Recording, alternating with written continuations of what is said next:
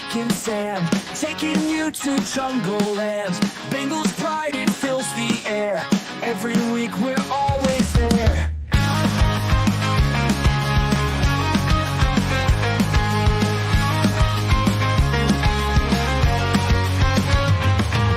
Touchdowns, tackles, all the plays. Bengals roaring every way. Stories, news, and game recaps. Jungle Juice, we bridge those gaps. Welcome to the Jungle Juice. Mick and Sam, let's break it loose. Cincinnati, hear our call. Bengals fans, unite us all.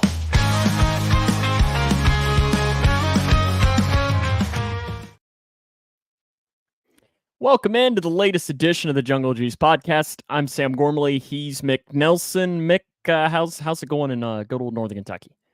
Man, it is almost November, guys, and I have worn cutoff shirts outside walking my dog these past 2 days. It's awesome. 80 degrees. Yeah.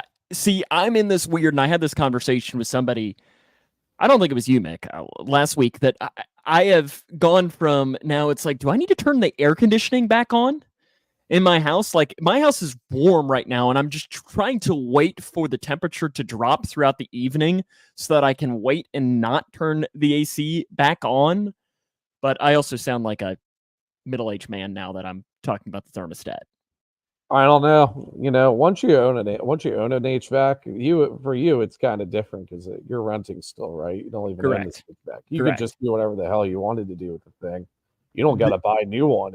All you get to do is complain to your landlord that it breaks.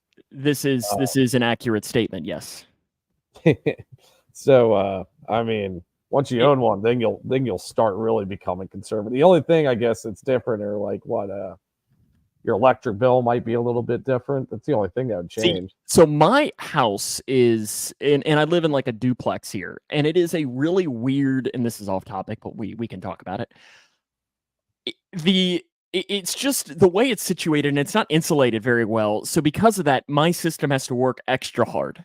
And so my bill will be expensive sometimes. So I'm trying to not have to spend the money when it comes to that as long as I possibly can. But again, now I just sound like I'm an old man that we're talking about all of these aspects of it and everything that goes along the lines of that. But we got a big show planned for you today because there's a lot of interesting discussions to be had about the Cincinnati Bengals right now.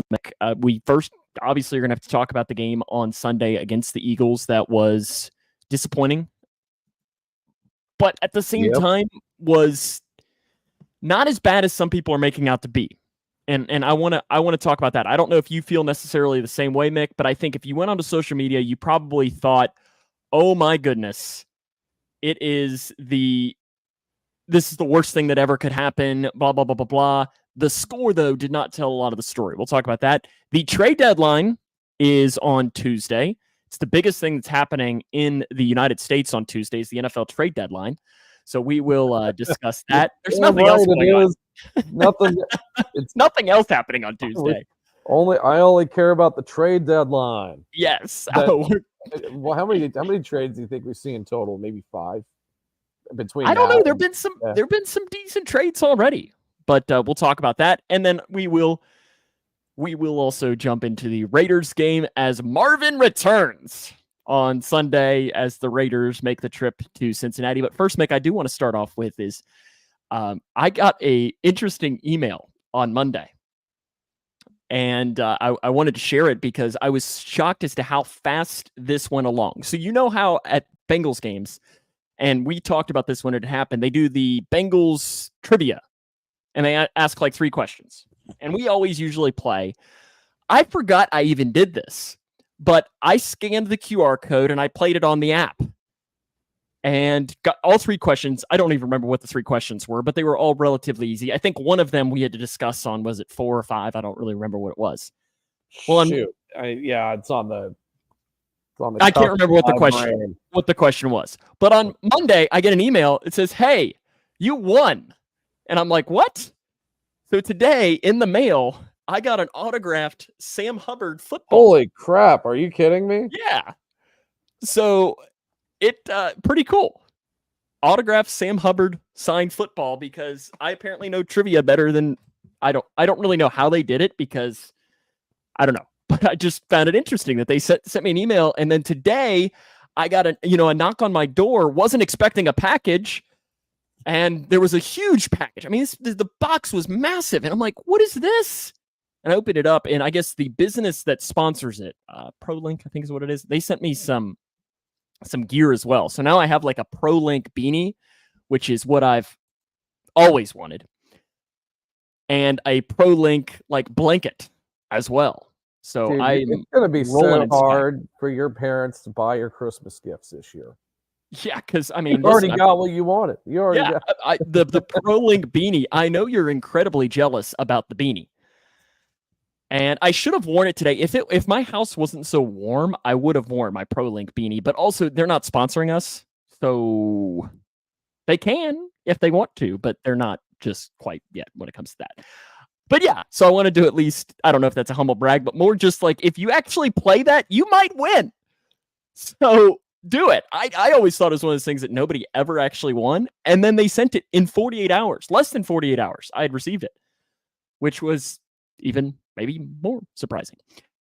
But Mick, let's waste no more time and let's go into Sunday. That was the highlight, was me getting trivia questions correct. And then the game happened. Well, I guess this was during the game. In the first half, at halftime, I think we both had the conversation of after mascot football, it ended. And I was sad because I love mascot football. I think I asked you, what's your confidence level? And I think we were both in agreement that that first drive of the second half was going to tell us the entire story. Yeah. And the Eagles marched down and scored a touchdown. But before we get into the negatives, let's at least say to the positives of the game. And would you like to start of some things that you did like? I mean, another highlight too was obviously seeing Lisa and Mark as well. We got to make sure that we see this, but Yeah. we're also nerds, so winning a trivia question is also right to a nerd's heart. Okay. Positives. And I'm in agreement with you here. I don't think the game was, I don't think they played as bad as the box score or the scoreboard or whatever else you want to call it would really tell you. I mean, yeah, it was a 20-point loss, but really, I mean, they were neck and neck for almost 3/4 of the game, and a couple turnovers just in not converting on fourth downs just caused the team to implode. And sorry, I'm going on a rant here instead of talking about positives. It reminded me a lot of the remember the 2015 game against the Steelers, the one where Andy Dalton broke his thumb and AJ McCarron came in, and they were kind of going neck and neck for the first half, and it was, looking like a good game. Then all of a sudden, the Steelers had a 21-point swing in their favor. I thought you were about to put me in a real dark place when you mentioned that year's Steelers. I was like, good Lord, Mick. No. Like, are we getting? I mean, I know it's bad, but okay. Yes, I do remember that game because Andy Dalton was playing at MVP level too. Yeah. No, I mean, Andy looked good that year. The team started off 8-0 that season, and then just not to recap 2015, but it reminded me of that Steelers game where they were kind of neck and neck for a good chunk of the game, and then all of a sudden, there's a 20-point deficit on the scoreboard. So that's kind of where I'm coming from on the Eagles game. I didn't think it was too bad. To give you some positives, I think Joe Burrow played pretty well in this game. Agreed. I think he played, the box score isn't crazy good, but the grading was great. Completed 26-37, 235 yards, a touchdown and an interception. And the interception, I mean, I don't really have much of an opinion on it other than like it was a 50-50 ball, and if I really a 67-33 ball because the other safety ended up getting there to get the deflection, right? Get the deflected pass. So, I mean, that was literally what I wrote. Is he made one bad decision, but really wasn't. It wasn't even a bad. Yeah, it wasn't a bad decision. And I don't think so, because when it happened, I don't know if you heard me or not, but I literally said, Jamar Chase 1-on-1 on the outside. Here it goes. Yeah. And I mean, listen. Called it. If you called it, then you know it's right, right? I mean, yeah. I mean, I'm clearly a football savant when it comes to that. But how often does, and like, Jermaine Luke says here, is it was bad luck. Like how many times, if I told you, Mick, one-on-one Jamar Chase on the outside, you're probably saying that the Bengals win that, what, 70% of the time?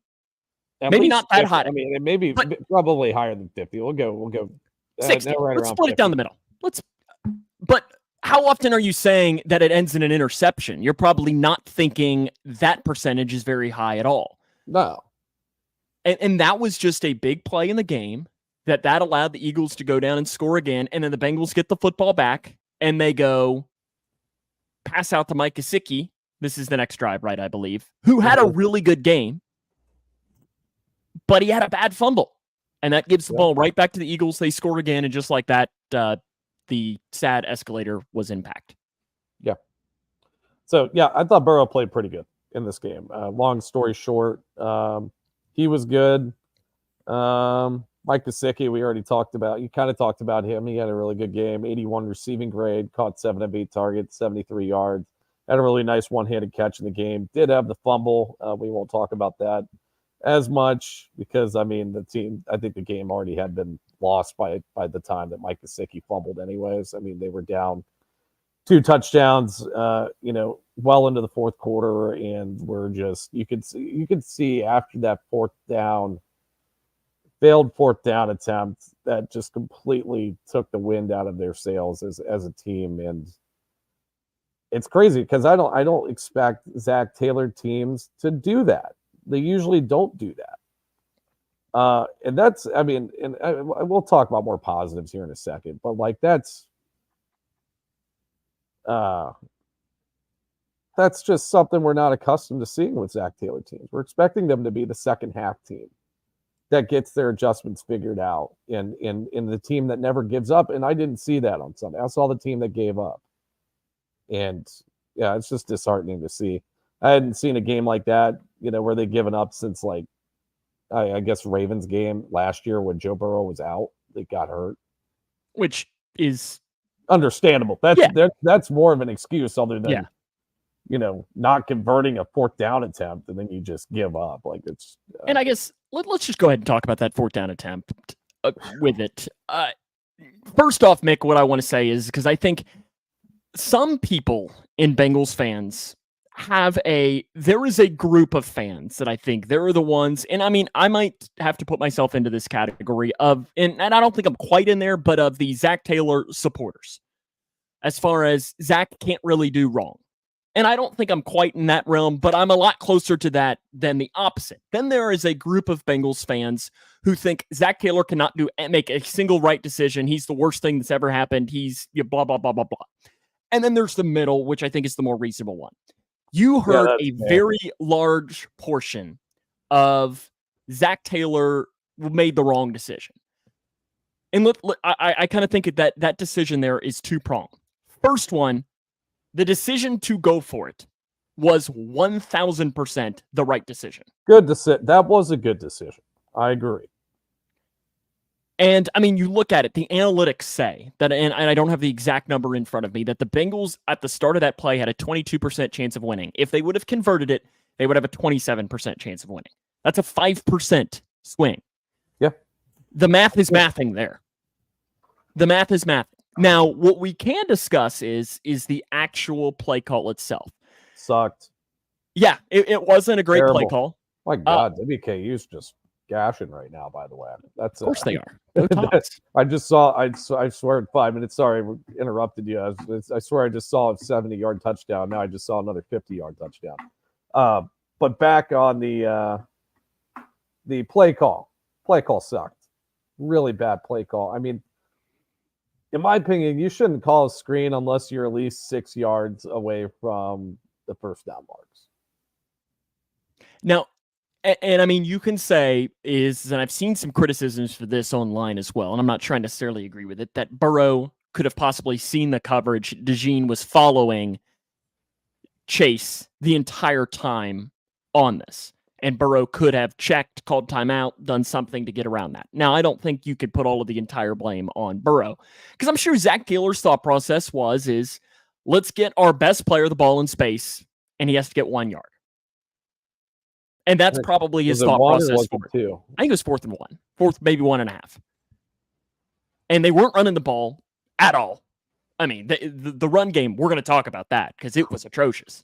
Not good. Yeah. But I'm sure that was the thought process. Let's give the best player the ball, but just there's other means to do that aren't. And I'm not disagreeing with that at all. You know, a slant or a drag route, isn't an explosive downfield route, but it is at least beyond the line of scrimmage, and definitely beyond a yard and a half or 2 yards, 1 yard beyond beyond the line of scrimmage. It's just, you could have came up with something better than a screen. I agree. I have a hard time disagreeing with Zach Taylor on whether to go for it or not. Those aren't the issues I have. I think he usually makes the right decision when those situations arise. But, again, calling a screen like that or calling a halfback toss like he did for so long leading up to this season is just, you can't do that. It's just, that's football 101. You cannot do that. That's okay. I'm done talking about the fourth down. Jermaine Burton. Let you have a little bit on your guy here. Has a big catch, and he had some good moments as well. He graded decently well. Now, what I found very interesting is that, and I'm not sure everyone picked up on this, that's the one pro to us sitting high, Mick, is that we get to notice little things. And on the final drive of the first half, when the Bengals got the ball back with 25 seconds left, give or take with that, they ran the one play, and Burton went long. Burrow threw it behind him, probably expecting him to either back shoulder it. It was a choice route or something, and they weren't on the same page. Because of that, they threw a kneel down and they went into the half. On the walk to the locker room, Burrow and Burton walked together, and Burrow was having it seemed to be at least a one-sided conversation to him. And I liked that. I liked that a lot because it was clear that Burrow was saying that can't happen. Or he was saying, hey, that's my bad. We got to be on the same page when it comes to that. But I liked that. And I think we're going to be seeing more from Jermaine Burton because clearly Andre Yoshibach is not the answer. Here's the thing, and I get it. Jermaine Burton may not know the entire playbook. His chemistry with Joe Burrow may not be great. But how do you expect to get any better this season, especially this season? Maybe their plan is to do what you said they're going to do at the beginning of the season and maybe not play him at all this season. And then we're stuck with Andre Yoshibach, which that's not working. We'll get more into him later, I guess. But for all of you Yoshibach lovers, if you guys needed any more evidence that he's not the guy, I'm pretty sure Sunday might have gave you that answer, right?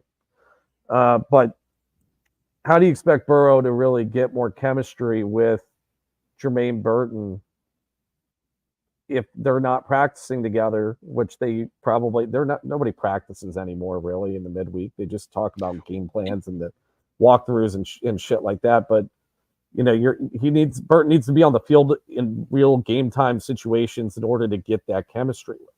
And Burrow said today in his press conference, because they asked him about Jermaine Burton, and he said that Burton over this last week has been practicing a lot more because they don't have T. Higgins out there. And he has been filling that quote-unquote T. Higgins role, is what he said. So they're getting a lot more reps in practice this week.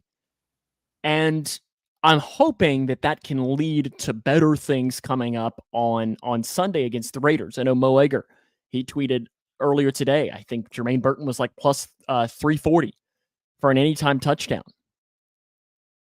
And he said that kind of seems interesting on it. Hammer down.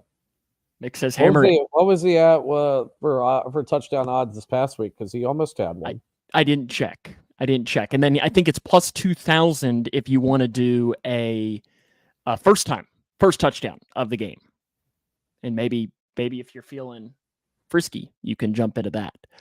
I got a stat here for you, Mick, that I'm glad that our good friend, well, really he's not our friend, but we can say that he's our friend because I feel like he's everyone's friend, Jay Morrison from, I guess he's Sports Illustrated now. I was sitting there and driving home, and I said, the Bengals didn't punt today.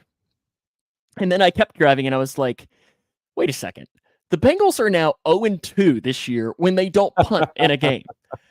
And then I thought about it even more, and I was like, wait a second. They're 0-3 when they punt 2 times or less in a game. And I was like, what is this? What is this happening? So Jay Morrison, I tweeted at him, and I said, hey, Jay, knowing that he is the authority on all things stats. Since 2000, you ready for the record of teams when they don't punt in a game, Mick? And the Bengals are 0-2 this year. The rest of the NFL is 69-20. Really? 69-20 is the NFL's record when it comes to that. It's a wild stat. Jay had more on the 2 punts or less, but it wasn't quite as drastic of a thing. I think it was like 1,100 and 650 or something. But I found it to be a very interesting stat that the Bengals this season are 0-2 when not punting. Unbelievable statistic. Unbelievable statistic. Yeah, that's nuts. Sorry, I was half paying attention. I saw this guy comment like trying to get people to. Yeah, I was about to do what you just did, which is block that mofo. Yes. Sorry to our listeners. You don't have to click on that. He's no longer. Yeah, I don't know who the hell that guy is, guys. Don't know who he is or she. Do you have anything else that you liked, or do you want to get into the negative here? You know, it's funny. You asked at some point while the Bengals were, running out the clock, or the Eagles were running out the clock, is like, here's a question. Where's Trey Hendrickson been? Turns out he wasn't playing that bad. Philly just had a good game plan to kind of counter his pass rush. And also, Philly only dropped back like 18. Jalen Hurts only dropped back like 18 times in this game, which is something I didn't really even think about. It helps when you have Saquon Barkley. Yeah, well, it does. But I think Trey Hendrickson had a decent game as far as the grading and the more advanced stats go. 131% of his pass rushes, only had 2 pressures, but was constantly beating Fred Johnson. The problem was those wins weren't making an impact on the overall pass protection. So, I mean, that tells me more of a kudos to Nick Sirianni for, I guess, neutralizing those 2 or isolating those 2 from the rest of where the offense is kind of going on. So I thought Trey played just fine. I thought he played good. Let's see. I thought tackling was decent this game. How many missed tackles did we have? 4. I think we had 5 missed tackles in total. So that's, we're seeing a good improvement in the trend line there. Mike Hilton had a good game, 77 coverage grade, gave up 1 reception on 1 target for -2 yards. That was great. Then Orlando Brown Jr. looked really good until he got hurt. 0 pressures allowed, had an 80-something pass block grade. I didn't write that down. Yeah. Orlando Brown, when he was in there, he looked exactly like we've seen him look all season. Yeah. And that's been really good. The pass rush, you mentioned that, and I guess I can transition us into what we didn't like. Because here's a next-gen stat for you, Mick. Bengals had only 3 pressures on Sunday. Only one other team has had fewer pressures in a game this season. Is it us? It is the Colts. Oh. They had 1 against the Jags in week 5. Which kind of surprises me because the Colts have some decent pass rushers. And the Jags don't have that great of an offensive Exactly. line either. Exactly. It was interesting. Kind of a weird stat, but 3 pressures. I mentioned it last week, Mick, that the statistical difference, and I realized that for most starting quarterbacks in the NFL, you could probably say 75% of the NFL, there is a drastic difference between when they're blitzed versus when they're not blitzed, or when they're pressured versus when they're not pressured. Jalen Hurts, it was drastic. If you remember last week, I think it was a 50% completion percentage when he's pressured versus like 72 when he's not pressured. I'm not even sure Jalen Hurts was touched the entire day. No, and his defense has shown an inability to stop a certain style of quarterback play. I guess it's the best way to put it. I mean, your worst games this season have been against Lamar Jackson, the most athletic quarterback in the league, Jaden Daniels, who might be number 2 in terms of the athleticism there. I think you see kind of a mixture of him and of CJ Stroud and Lamar in Jaden's game right now. And then Jalen Hurts, who, when he has his receivers, is a really good quarterback and it makes the right plays. So the defense has to find a way to neutralize quarterbacks like that. They just have no earthly idea on how to get that done. And we've talked a lot about the coverage.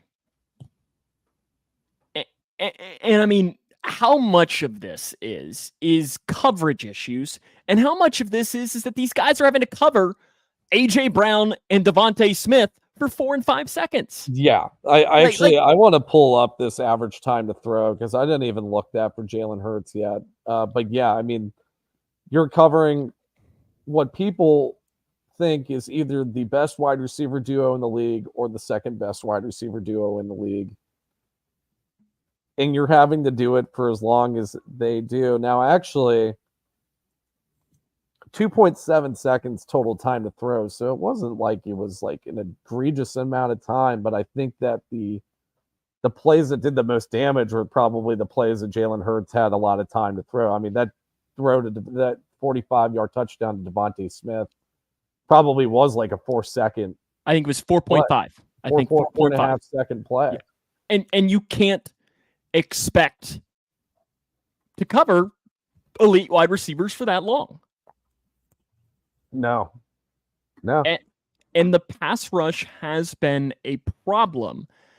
And I mean, I think the issue was that in the offseason, and again, this will be a discussion for the offseason, we'll have to talk a lot more about this, is that the Bengals put a lot of faith, and probably too much faith, in Myles Murphy and Joseph Osai were going to finally take the next step. And being a pass rusher. At least Myles Murphy. Yes. Joseph Osai's been. Well, they talked up Joseph Osai a lot during the offseason. This is the first offseason he's been healthy. Blah blah blah blah blah. It's finally going to be the year. They also had Cam Sample on the roster as well. That's another point to exactly. And it has been the Trey Hendrickson show. It's all it can be. And also, you had some faith that up the middle you were going to get something from Sheldon Rankins, which you really haven't. Now, how much of the injury is the reason for that? BJ Hill has been, I think, better than I probably anticipated entering this year, and you've really not gotten a lot from Chris Jenkins. No. And you're really missing, we talk about missing DJ Reader, the run stuffer. DJ Reader, the pass rusher, was also really good at pass rush. Like, he was by far the second best pass rusher on the team when he was healthy the past few seasons. So you're definitely missing that presence. Now, it's nice that BJ Hill has stepped up. I think this might be the best BJ Hill season I've seen in Cincinnati, maybe on par with 2021. But it's nice seeing him, do that. But you're really not getting that from anybody else in the pass rush. I think there's an argument to be made. The only person more disappointing than Sam Hubbard right now has been Myles Murphy in his pass rush. I mean, I'm sorry to break it to the Myles Murphy fans. He just has not panned out. I don't even know if he's registered a pressure this year. I don't think he has, actually. But and I mean, now you wonder is how much of that knee is actually how much of it is how much of it is injury? That's a good question to have. But at what point an issue, why even trot him out there? Exactly, because at some point the excuses are excuses. I mean, to be fair, they don't have a lot of bodies, especially at the DM position. I mean, they've got 4 guys, and one of them might be towards the end of his career. One's Trey Hendrickson.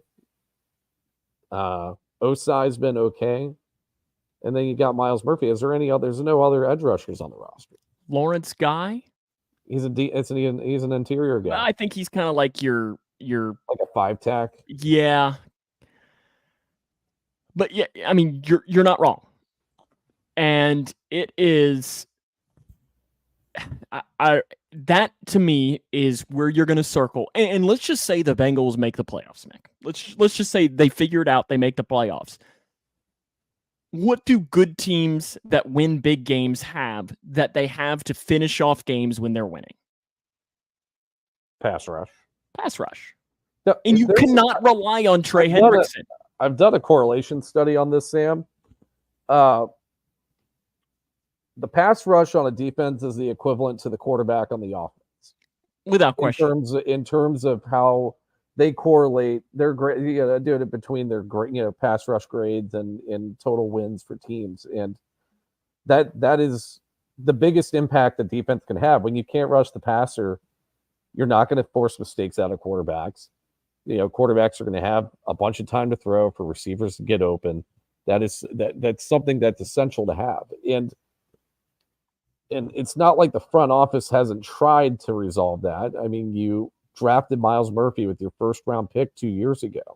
You spent another early pick on Chris Jenkins in this draft. You've re-signed players like BJ Hill. You added Trey Hendrickson. You've re-signed Sam Hubbard. It's not like they haven't spent the money or the draft picks on doing it, but Sheldon Rankins, even though I think that was a fairly team-friendly contract. But they just haven't been able to develop anybody outside of Trey to be a big time pass rusher. And, we talk about, calling for assistant head coaches firings all the time. We've talked about Frank Pollock here and there. We've talked about Lou a lot this season. Marion Hobby hasn't done shit as a defensive lineman coach. Yeah, and I think you'd at least ask here, do you think they could be coached up, or is it a lack of talent? And I think probably it's yes. Yeah, and I think Father Time has also caught up to some of these guys. Sam Hubbard is not the player he was. Sheldon Rankins, he's 30. Like, that's going to catch up to him too. BJ Hill is getting up there. Trey Hendrickson is getting up there as well. Father Time will come for them all. And the younger guys that they've put resources into have just not worked. Now, how much of that is on Marion Hobby? How much of that is on they drafted the wrong guys to begin with? I don't know, but I think it was either Paul Daner or somebody else that was saying it's like, okay, let's say the Bengals don't draft Miles Murphy. And they draft, I don't even know who else they could have taken at that point. I've slept since then, so I don't even know. And it's not like Miles Murphy would have dropped to the third round. He would have been within the next 5 picks, probably. Right? I mean, I think he probably would have been selected before the Bengals selected whoever they did. Cam Taylor. No, that wasn't Cam Taylor. Brand. Yep. In the second round, he'd probably. I mean, we got to remember Miles Murphy was a top 15 prospect in that year's draft, or at least top 20. I mean, everybody said it was a good value pick, and I'm still okay with the pick. But yeah, I mean, you got to find a way to develop the guy now. The injury that he had may be what's costing him right now. Maybe what's costing the team, the pass rush as a whole right now. I don't know, but I mean, we haven't seen it out of anybody other than Trey, and that's a huge problem. We got a question here. Do you guys think the offensive coordinator spot is to get better at next year? And I don't think so. I don't think the offensive coordinator is an issue at all. Riley Uche just got traded, I believe. I think somebody traded for him yesterday. If you want to make the playoffs, they need to pursue some guys behind the deadline. Okay, we'll come up to that here in a few minutes. And Joe says, yeah, he was around all 20 in all of the mocks. Let's go. I want to mention one more negative thing, and then let's move on because we've taken a lot of time on the pass rush already. On the other side of the line, let's go to the offensive side of the ball and the offensive line. And specifically, you mentioned Orlando Brown had a really good pass blocking day. Alex Kappa had an atrocious Which is crazy because he only gave up like 2 pressures in this 9.6 PFF grade, which is the lowest of his career. Yeah, it's what the pressure that was given up by him. That's just crazy that he had a grade that low. Because I mean, 2 pressures, what I usually think, probably in the 50s, the 60s, but a 10 pass block grade. Kansas City he was dealing with. Yeah, that's what I thought.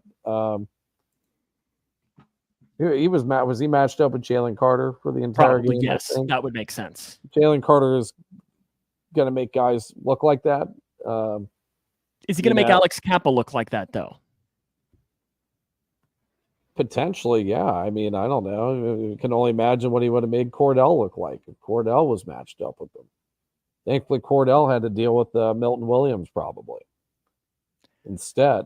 But yeah, Alex Kappa did not have a good game. Pass blocking wasn't good. Rest of the offensive line wasn't great either. Other than Orlando Brown. Okay. Yeah. Karras is okay. Volson and Mims struggled. Wilson allowed five pressures. He allowed 5 pressures, but has a 45 pass block grade. But Alex Kappa allowed 2 pressures and had a 10 pass blocking grade. That's just crazy. It's crazy. Let's only go about 45 seconds on this because we've already taken a lot of time. Evan McPherson, worried or not? No.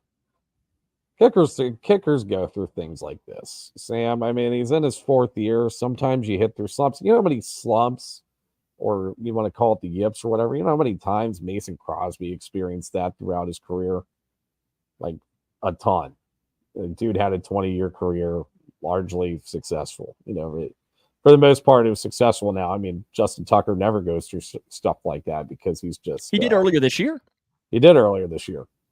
But wasn't too noticeable, I don't think. But yeah, I think kickers just go through this from time to time.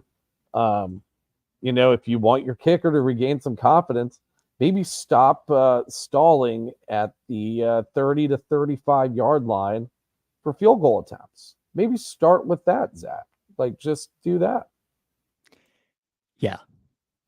Any other main negatives, or should we jump into some trade deadline talk because we've already spent a lot of time getting negative?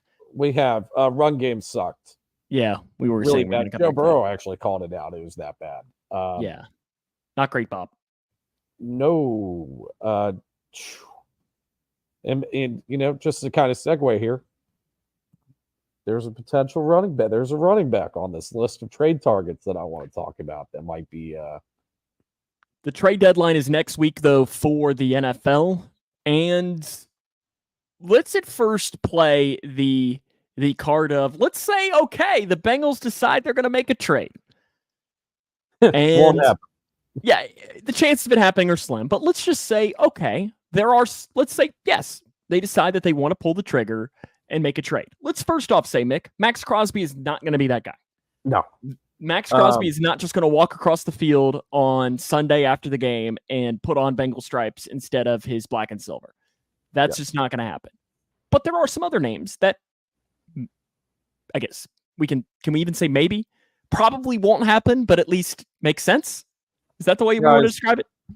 This is this little segment here is purely for my entertainment, Sam's entertainment, and if you have a fun bone in your body, your entertainment. We're not predicting this shit will happen. It probably won't happen. I think we've discussed this last year. The Bengals made an in-season trade once in the past X amount of years. What, 20 years? Let's say 20 years. Twice. Who was the other one? Carlos Dunlap and Carson Palmer. Well, this is an acquisition. Oh, okay. Acquisition. That's right. That's right. Once, and I don't even remember what the guy. Is that who it was? Chris Smith from Jacksonville, I believe. This is all, like Riley says, pure speculation. This is pure entertainment. This is what I wish we would do, but given the way that our ownership likes to do business, will probably not happen. All right. I need to be on the hush hush on that because they're trying to silence us. Yes, because we have a big Ownership- mouth that they're gonna. Ownership's What are they trying to gonna? silence everybody? Are they gonna come take away my Sam Hubbard signed football, Mick? You're a media member. Be on the lookout. Okay, drop your first name, Mick, of a potential guy for the Bengals. All right. Running back. Let's start with the running back. Ooh, okay.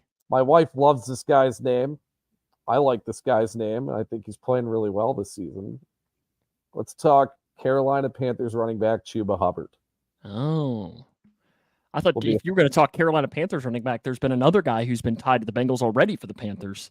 Miles Sanders. Yes, who would not excite me at all. Don't want that. Chuba, though. Chuba excites me. Chuba's playing really well this year. He's largely had, I think, the starting running back role this season for the Panthers. But here's the thing. The Panthers suck. They're 1-7 or whatever. The other thing is their presumed starting running back for the future of their franchise is scheduled to be back from injury this week, potentially, Jonathan Brooks, rookie out of Texas. But Chuba Hubbard, he's played really well this season. He has an 80 run grade right now, which is pretty damn high. It's pretty good. 593 rushing yards, averaging 5 yards a carry. Doesn't that sound refreshing, Sam? 3.5 yards after contact. That sounds great. That's better than Chase Brown. Definitely better than Zach Moss. 28% breakaway run weight or yardage rate, whatever you want to call it. That's about on par with Chase Brown. So I think that he would stand to be a pretty good addition to the backfield if they wanted to do that. Here's one for you. And I loved this guy coming out of college. Loved this guy. I fell in love with him just out of Georgia. I don't know if you know where I'm going with this. A defensive end linebacker, maybe not the perfect fit into the Bengals. Oh, I think we've got the same guy here. Azeez Ojulari. Yeah. All right. I know that I was reading an article from The Athletic and the Giants guy. He says that he thinks that the Giants would be willing to give up Ojulari for a 6th or a 7th round pick. You're telling me, like, if I was Duke Tobin, I would literally be on the phone right now. I mean, Ojulari, I loved this guy coming out of college. Loved him at Georgia. And you look at the stats. He's got 7 sacks this year, including 5 in the last 3 weeks. 2 against us. Yes, and 2 last week against the city near West Virginia. Hurries in the last couple of weeks. He's playing his best football in these last couple of weeks. Ojulari, I think would be such a good pickup for the Bengals. Yeah, no, he's definitely on my list for and a reason. Cheap one. He wouldn't. All these guys I have are cheap, by the way. These are cheap. Mm-hmm. These are 6th and 7th round picks. You're probably giving away, if I had to guess. But I do like Azeez Ojulari being a potential trade target. I think the Giants.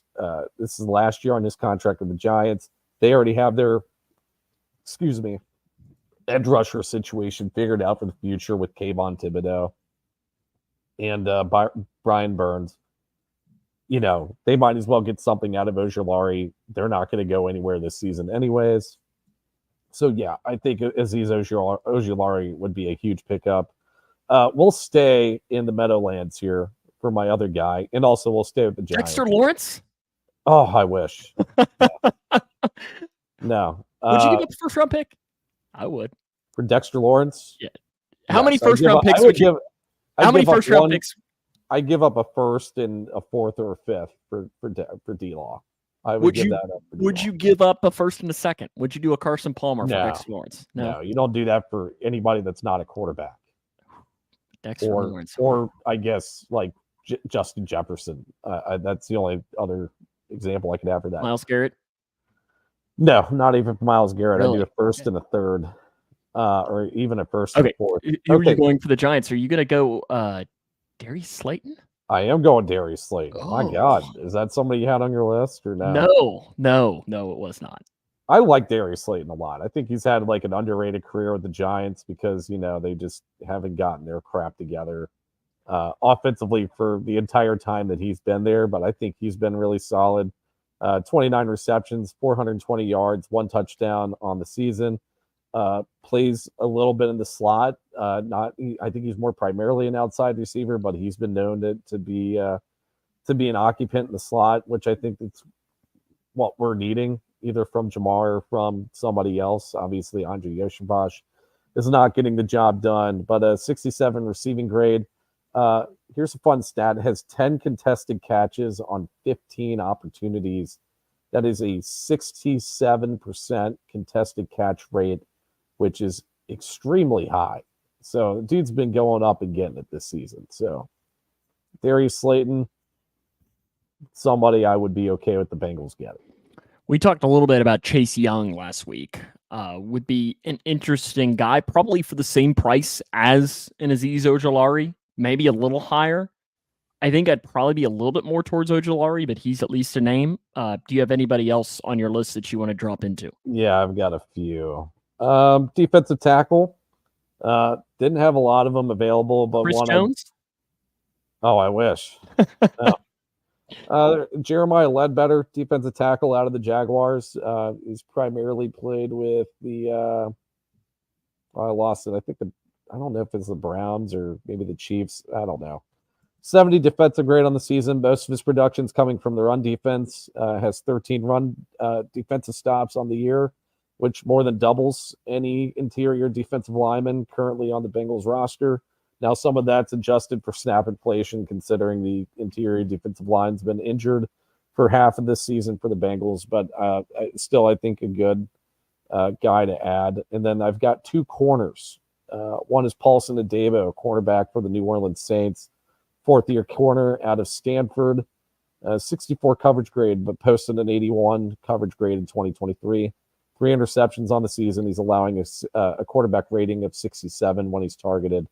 And then my final guy, another guy from the Carolina Panthers, Mike Jackson, senior, I think, is the end of it. Yeah, you're right. He was recently acquired in a trade from the Seahawks to the Panthers at the beginning of the season. I think he's played decent, 62 coverage grade, 77 coverage grade when he was with the Seahawks in 2023. He's forcing an incompletion rate of 12%. Which is, about the level of a CTB, DJ Turner. Essentially, both Paulson Adebo would immediately be a plug-and-play starter. Mike Jackson in this situation might be more of a depth piece, or even definitely could take some snaps in the defensive backfield. So, yeah, those are my guys.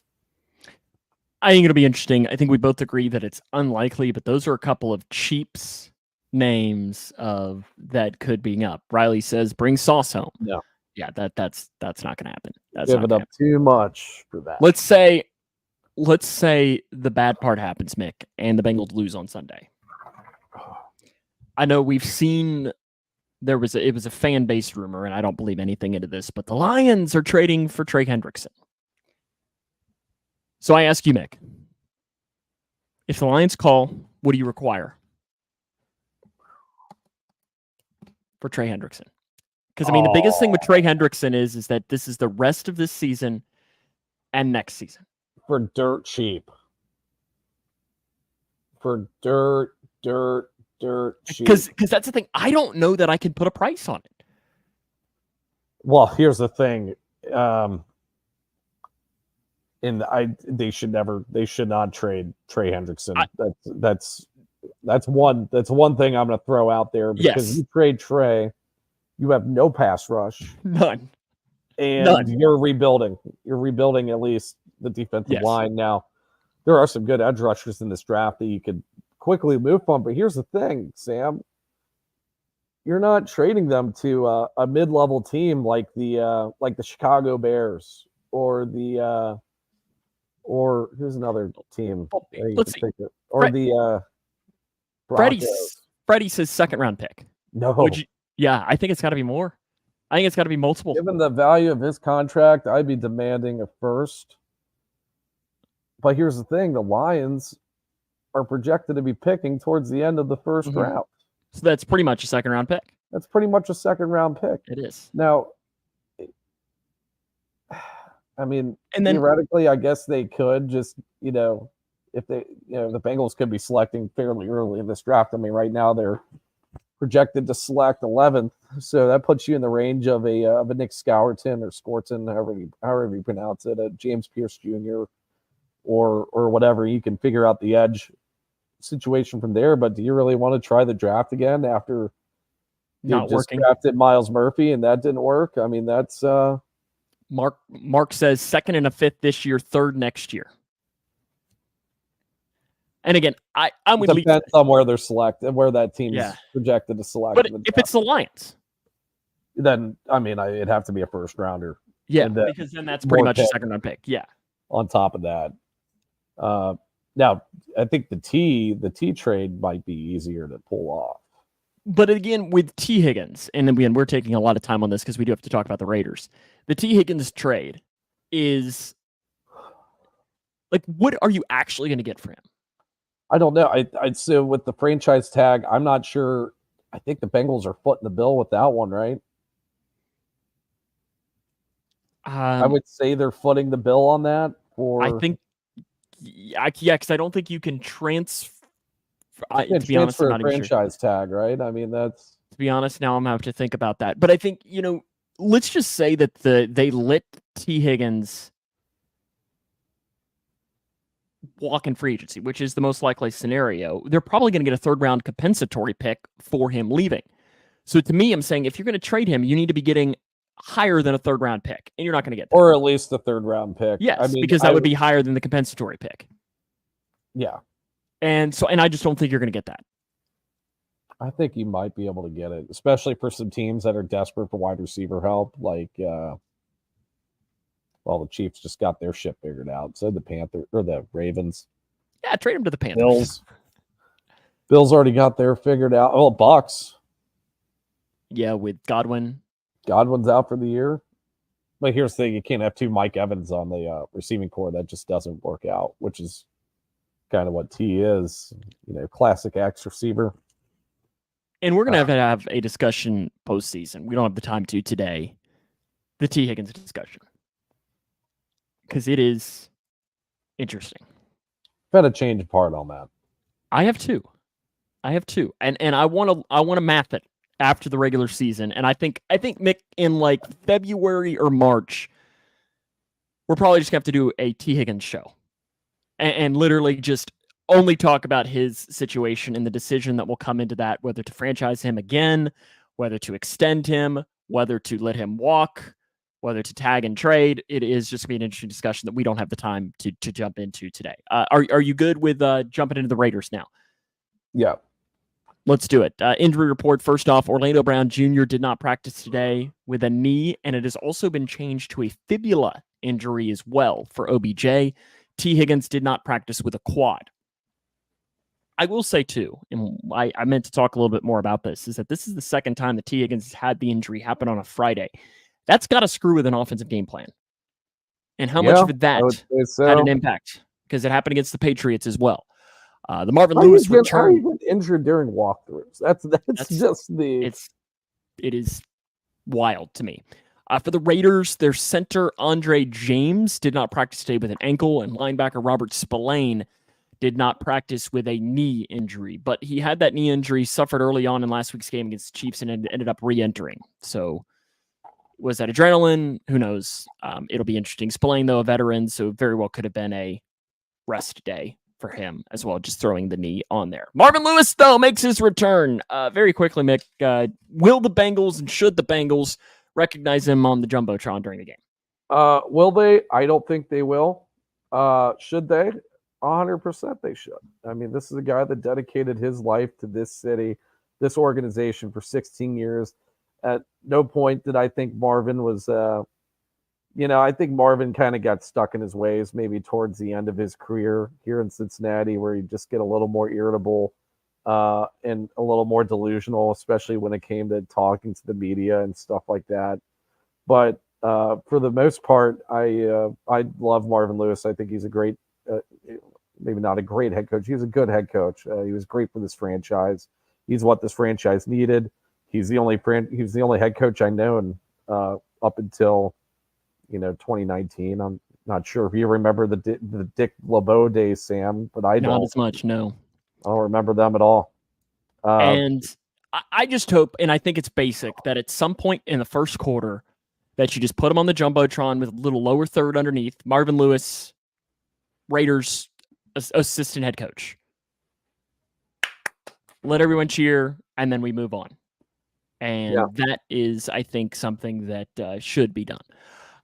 We'll talk about the Raiders. The offense for them, Mick, is to me really the Raiders as a whole. Are they?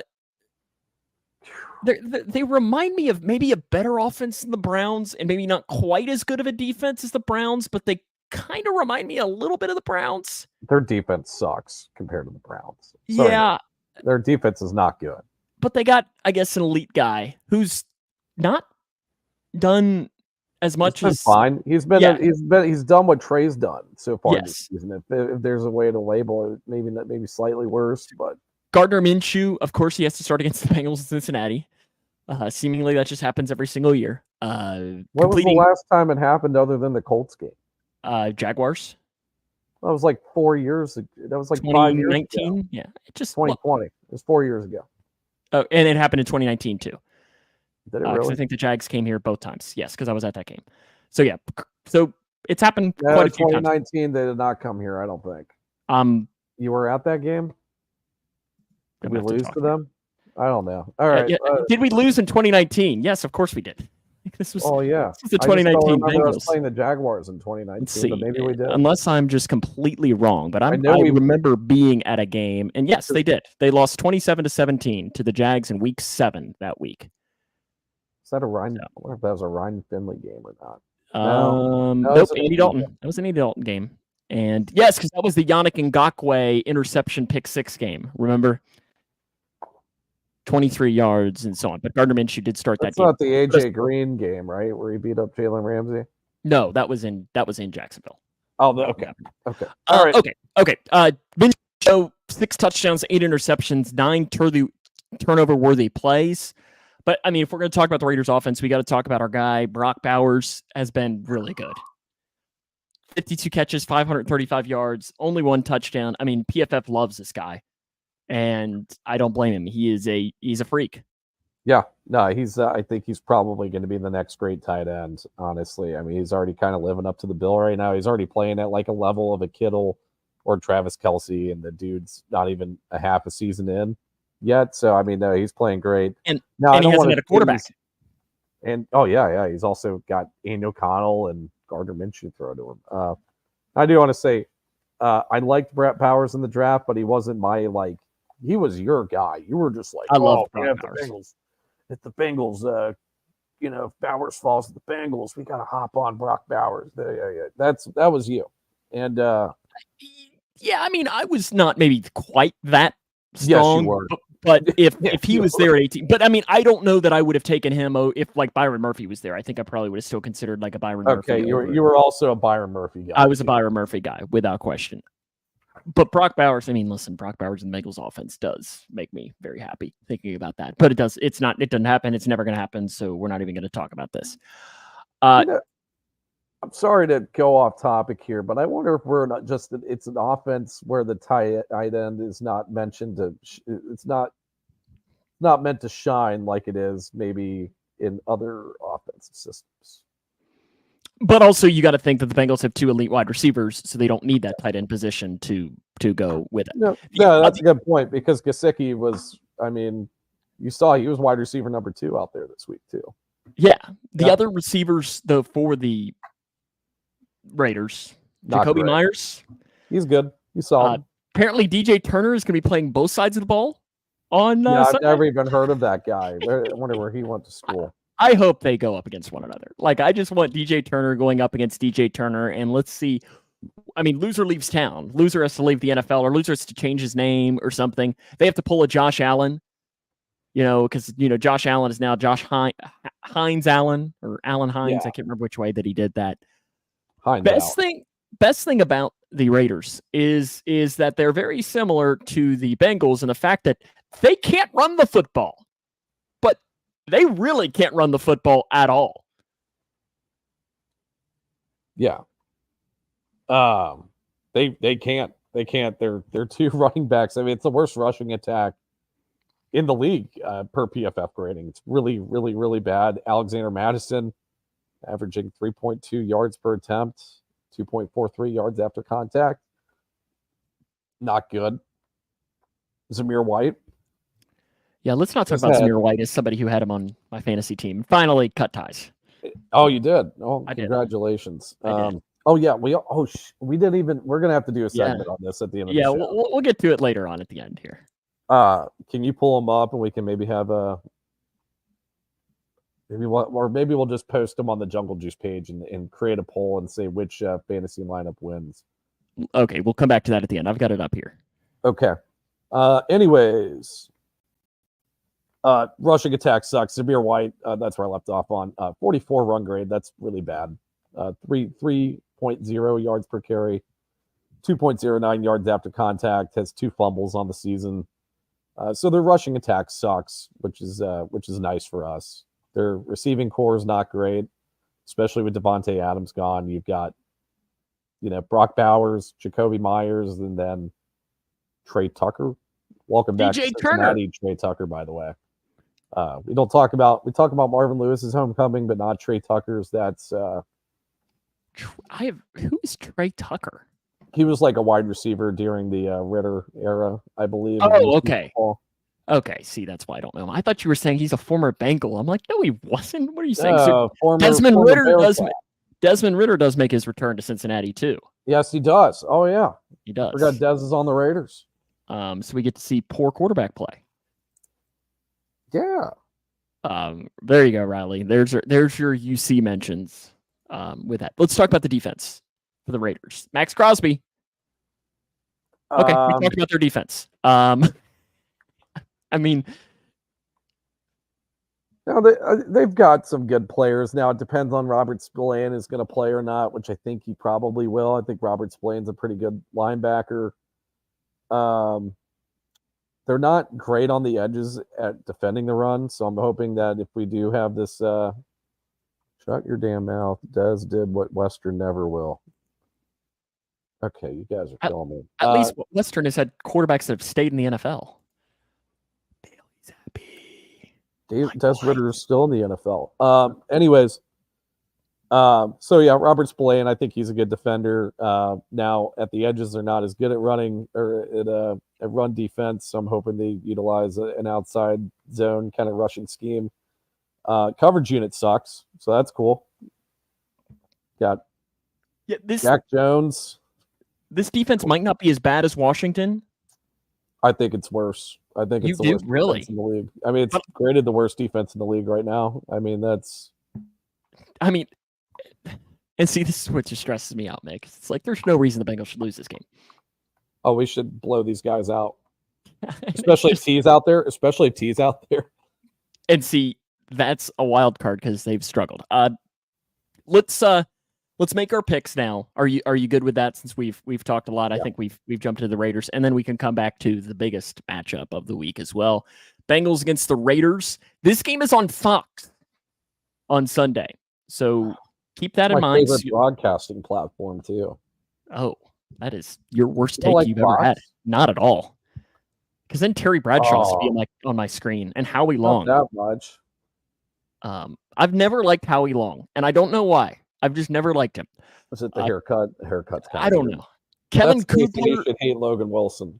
Kevin Kugler and Daryl Johnston will be on the call. They were on the call of the Panthers game, so maybe that'll bring some luck. Joe did write in too.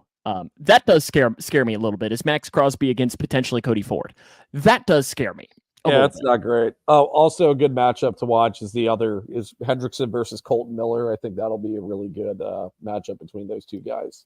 Brad Rogers is going to be the official Bengals 1-2 with Brad Rogers. Seahawks 2019. Oh, that was like a moral victory though. This is the first game of the Zach Taylor era. Texans 2020, which was the Brandon Allen game. That was a win. Yeah, Brandon Allen, yeah. And Steelers home last year, which was the first Jake Browning game. So it's like just some backup quarterbacks and some weird always happens in these games. Raiders 3-3 on the other side. The ruler of the jungle making his return is Tyler Eifert. Insert joke making about him getting hurt walking to the. I saw so many of those jokes. I'm like, okay. Yeah, no, I think it's a good pick. I like Tyler Eifert. I've served Tyler Eifert on 2 occasions. One working in college at Penn Station. Oh, dude, this was when I first got this. This is actually from my cubicle, but we're doing an office renovation. That is a massive one. It's a gallon sized jug. Here, we're going full screen on this. What is? It's a gallon sized jug. Gives you a little time and whatever. But this was the talk of the office, guys, for a while. They're like, why do you drink that much water? I'm like, it's tax season. I got to stay hydrated, man. I'm working like 10 hours a day, 11 hours a day, 12 hours a day sometimes. I don't know. Anyways, what were we even talking about? Mark, what you don't know is that on the tailgate on Sunday, he's going to be filling that with straight vodka. Yep. And just a gallon of vodka before the game. And jungle juice, as hey, I see what you say. We were talking about Tyler Eifert, but it's now time to make our picks. Yeah. I've served Tyler Eifert on 2 occasions. One was at Penn Station. The other one was at Brothers. Yeah, Mick needs it. 1 gallon of Fireball. Ew, that's so gross. Straight high noons. That's heartburn. No. G&T. No, too much sugar. I'm about to just move on to mom waters, man. Mom waters are good. They taste good. There's no carbonation. Kind of nice. Wifey. I think Eifert. I think that's a typo. Oh, Eifert was good for us. My wifey. Eifert was good. Okay, pick time. I'm gonna let you go first. Bengals 31, Raiders 21. We win. Offense looks good. We win. Bengals 21, Raiders 20. Oh my God. You've done that like how many times have you done a 21-20 game? Never. You've done it at least one other time. I don't think so. I don't think I've done 21-20. I just think this Isn't that what you did for the Giants game? No, I said 20-16, I believe, for the Giants game. I believe was my score for that one. Or 19-16 or something. I don't remember. But still, 21-20. That's going to be my score. It's going to, I don't know. I just feel like we can't have nice things, Mick. Yeah. We can't have nice things. There's no question about that. Okay, let's get into the final thing, and this is just for us. If you don't care, move on. You can do this. If you're a fantasy fan, this is a huge battle between us two. We are in fact, together. Let me set it up, Mick, and I can even just try and share the screen. Me and Sam participate in a fantasy league. Sam was in this league at one point. It was with me and all my high school friends at St. Henry. And then for some reason, we blackballed Sam. I don't know why we did that. I actually told them to blackball you because I just don't like you very much. Anyways, we're playing each other. You had told me that the reason is because... that is actually... Somebody said you weren't managing your lineup. So I'm like, that doesn't sound like Sam. But in all 3 years I was in your league, I made the playoffs. Maybe you were just too much of a threat. Okay. I think that's it. Actually, I ran into Lars at the rec yesterday. He's in our league. Yeah. Anyways, fantasy matchup. I guarantee they're going to pick your team because I may not be starting Lamar Jackson this week. Why? Okay. Because he's going up against a top 5 defense. So there we go. There is our fantasy matchup for this week. How can you see that? It is full screen here. Let's try this here. Hey, okay. I've got the podcast full screen. Now I can see it. Okay. So there we go. So you see here, Mick's team is on the left. My team is on the right. So we got Josh Allen against Sam Darnold. Advantage. Houday and the Blowfish. Sam Darnold's going to go off. Kyron Williams against Breece Hall. Might be a toss-up. I'd lean towards... I don't know because... Seahawks defense is pretty good. James Conner against Aaron Jones. James Conner's been really good this year. Aaron Jones has been good when healthy. CeeDee Lamb against Tank Dell. Oh, the CD. Yeah. DJ Moore against Terry McLaurin. DJ Moore has been so up and down, so I don't really know. It could go either way. I'm hoping that TJ Hawkinson plays because Kittle is my starting tight end, and I don't really want to have to sign another tight end. So you don't want to get rid of Hawkinson? Well, I'd have to release him if that happens, I guess, because I'd have to pick up against Cole Kmet. I don't know. You can never really tell. Michael Pittman against Jalen Waddle. Pittman gets the edge there because he's actually is a real quarterback. playing this week instead of Is Anthony Joe Flacco Richardson. playing this week? Yeah, Joe Flacco is starting at quarterback. Nick Chubb against Tony Pollard, probably Nick Chubb. I go Tony Pollard right now. Nick Chubb's not playing that great right now. So projected total, Houday and the Blowfish, 116, or what is it? 116.9. Mick Trickle is 103.2. So there we go, Mick. That is our fantasy update for this week. I'm going to manifest it. We're going to win. See, and I already know that's going to happen because, It is telling me to start Lamar at home. No, I think he should stick with Sam Darnold. Shut up. I know you don't think that, but I do think that. Here's the thing: Broncos defense has been really, really, really good this year. Now they haven't played up against a guy like Lamar Jackson. Didn't you learn your lesson the last time you didn't start Lamar Jackson? And what did he have? Like 90 points against the Bengals? Yeah. Who did I start instead that week? Justin Fields. He had who didn't do anything. Yes. Yes. I already know, though, you're probably going to win this week. My team is had a decent year. Your team never is good in this league. You're 2-6, but I guarantee, Tank Dell's going to probably have at least 30 points. Tony Pollard's probably going to have 4 touchdowns. It's just going to be the biggest mistake ever with it, and I already know that you probably will win.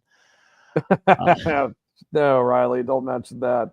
Jaron Hall in the championship in our league last year.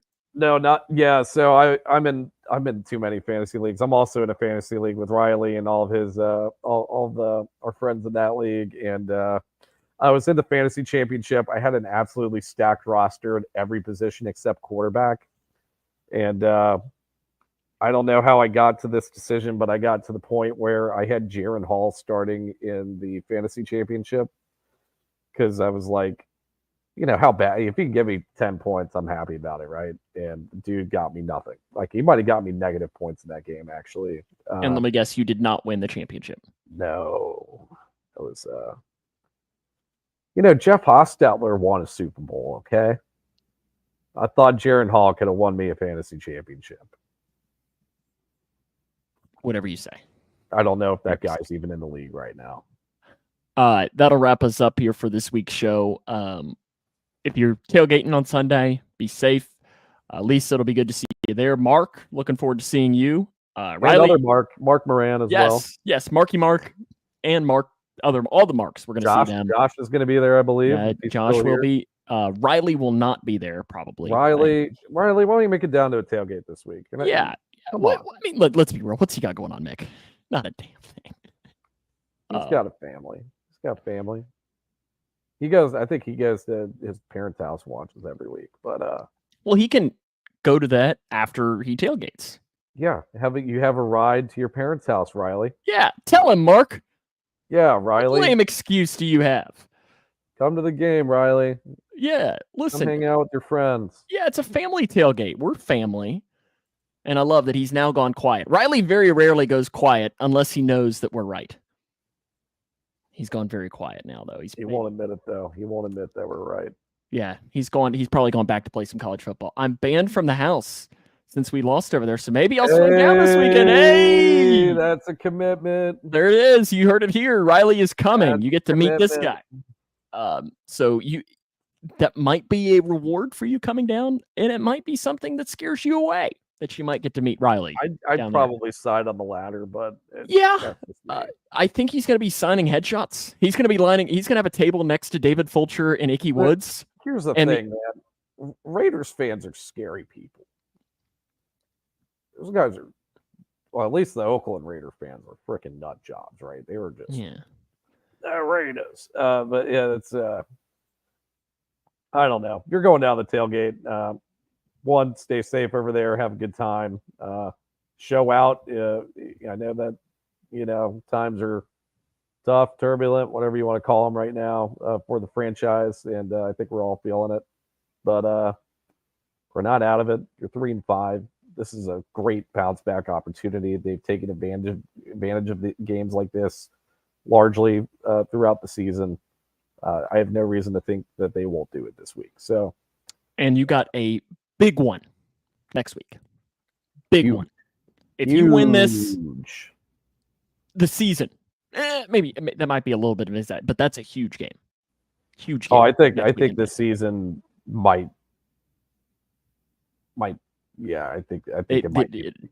Next Thursday. So we'll talk about that on next week's show. Remember to follow us on your favorite podcasting platform. We're also on your favorite social media platform, except Instagram and TikTok. So I guess we're not on your favorite one, maybe.